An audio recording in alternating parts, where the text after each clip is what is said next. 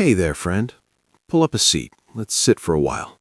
I've got a story to share with you, one that's been sitting with me for a while, like a quiet thought that keeps coming back. It's a story about value, about life, about how we see ourselves in this vast, messy world.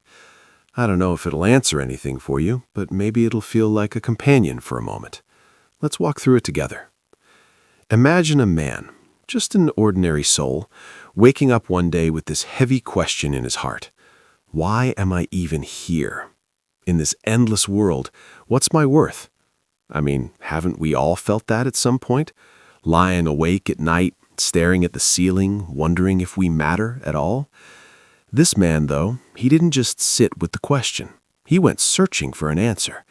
He heard of a wise soul, someone called Buddha, a teacher who seemed to carry a kind of quiet knowing in his eyes.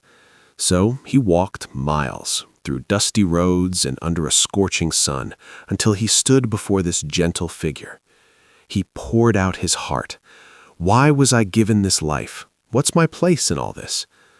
Buddha didn't say much at first. He just smiled. That kind of smile that feels like it sees right through you, but not in a harsh way, in a way that makes you feel held.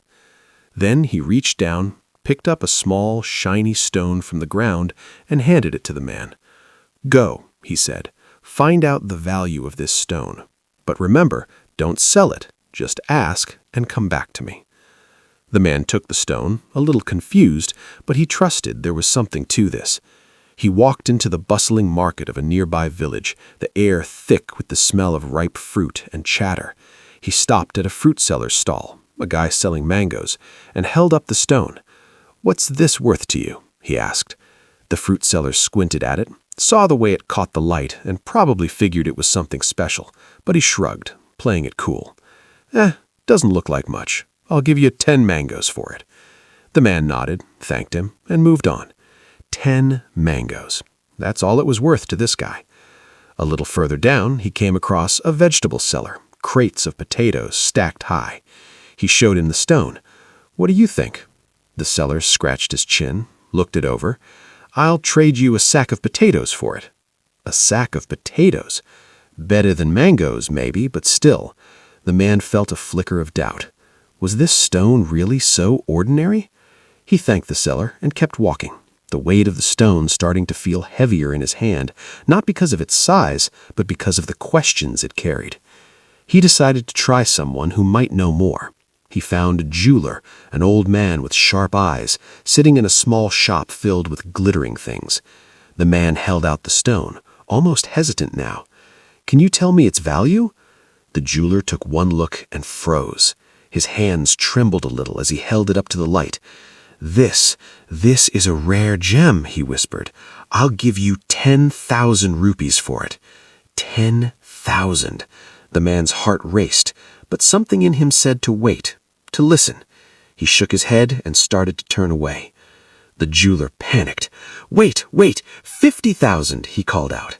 The man kept walking. The jeweler ran after him, desperation in his voice.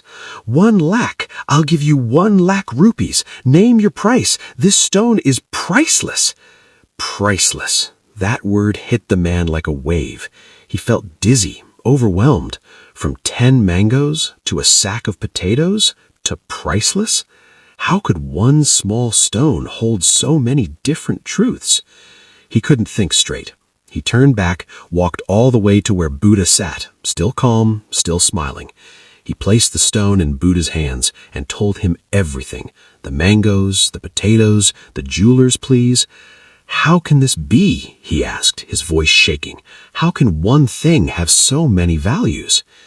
Buddha looked at him, his eyes soft but piercing. To the fruit seller, it was worth mangoes because that's what he knows, that's what he trades in. To the vegetable seller, it was potatoes because that's his world. And to the jeweler, it was priceless because he saw its true rarity. This stone didn't change, my friend. The eyes looking at it did. He paused, letting that sink in, and I can imagine the man standing there feeling the weight of those words settle into his bones. Then Buddha leaned in a little closer. Life is like this stone. Every person, every soul is a gem. The world sees you through its own lens, gives you value based on what it understands. But here's the difference between a stone and a human heart. A stone waits for someone else to polish it, to reveal its shine. You, though, you have to carve yourself. You have to find your own light, let it spill out into the world. And when you do, trust me, there will be those who see your worth, who recognize the gem you are. I think about that sometimes, Sitting here with you, I can't help but wonder how often we wait for someone else to tell us what we're worth. I remember a time not too long ago when I was scrolling through social media late at night, comparing my quiet little life to everyone else's highlight reels. I felt so small, like I didn't add up. But then I think of this story, and I remind myself, my value isn't in someone else's likes or comments. It's in the way I show up, the way I keep trying to polish my own rough edges, even when it's hard. So, friend, as we sit here together, let me ask you, have you ever felt like that man holding a stone no one seems to see the same way? Or maybe you're still walking through that market, waiting for someone to name your price.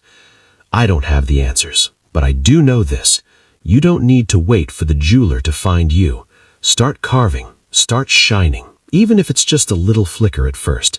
The right eyes will see you. And even if they don't, you'll see yourself. And that's the truest value there is. Let's sit with that for a moment. Just you and me. No rush, nowhere to be.